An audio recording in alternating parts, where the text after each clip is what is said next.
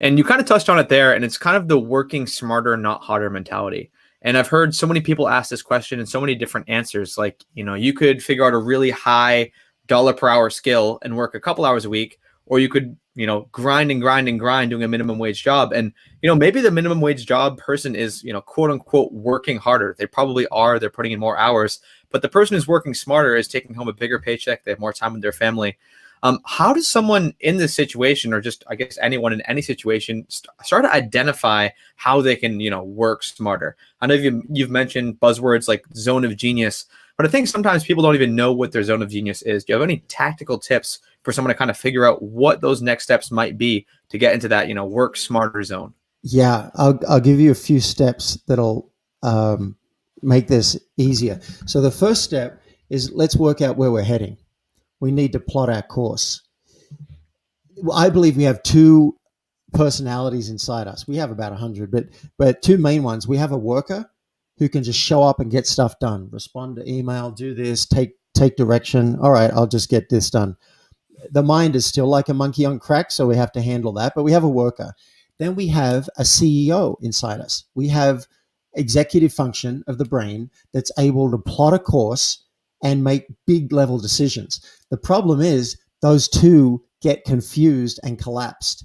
And each day when we wake up, both of those are vying for attention. So let's engage the executive function and plot our course. 12 months from now, how does your job look that would have you really lit up? What are some goals you could kick in your job that would have you be thrilled? Or if you got your own business, what does that look like? Because if you don't know that, you're going to wake up each day and you're just going to respond to email and text, and you're going to be engaging the worker only. And that's not the most productive way to be. So that's one. Plot your course. Now's a good time. We're recording this in December. We've got a new year coming up. Take at least 20 minutes to write down some goals, say 3, 12 months from now, that have you doing the happy dance and feeling amazing. Then once you've got that direction, we need a milestone, because it's too vague. It's just too distant to think that our actions are going to be connected to this 12-month goal. So I recommend about 8 weeks. 8 weeks from now, what are some milestones you could have that will have you say, I am really on my way to this 12-month goal? So that's step 2. And then 3, we need to have a weekly date with ourselves. We need to have a CEO date. 20 minutes is enough.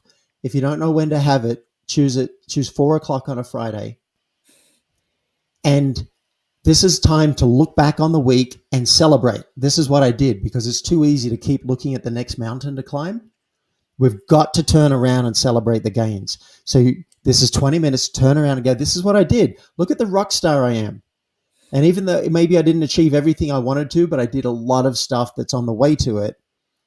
Maybe I said something nice to my partner. Maybe I did something nice for myself. I took myself for a massage. We need to celebrate, and then look at your 8-week goals.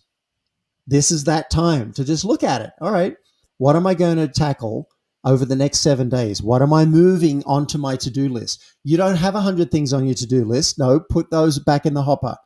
What will I move onto my to-do list for these 7 days? So that's step 3, is the weekly CEO date with yourself.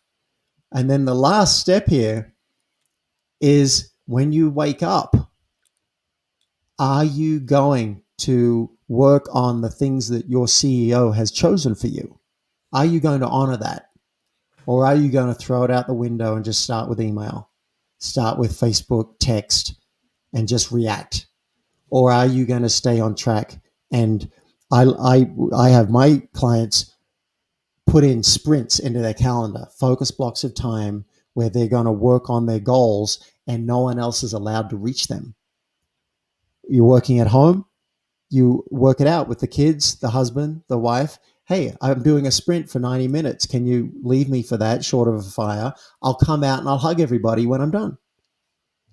And then this is where the mind gets in the way. Can you actually stay on track? And it usually takes my clients a good 2 to 3 months to start to make these things habit so that these are now long-term practices that they have. It's a game changer.